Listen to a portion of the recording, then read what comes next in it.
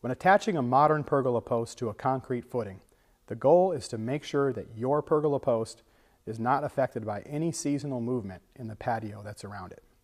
To do that, you're going to want to consult your local building codes and determine the proper frost depth for your area. If frost is not a problem where you live, we recommend a minimum of 3 feet.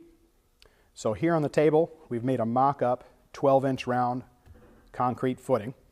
And the goal when we're all done, and this is attached, is that your vinyl post sleeve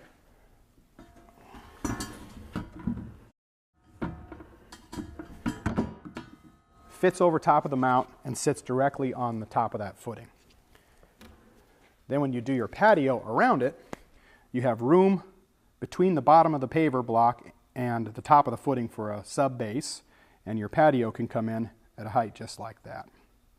That way, if it moves up and down seasonally, that pergola post stays right there. So to attach your post,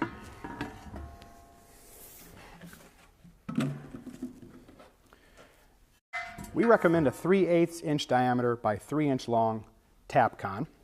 This tap con set with an impact. We make the hole with a hammer drill. So make sure that's centered.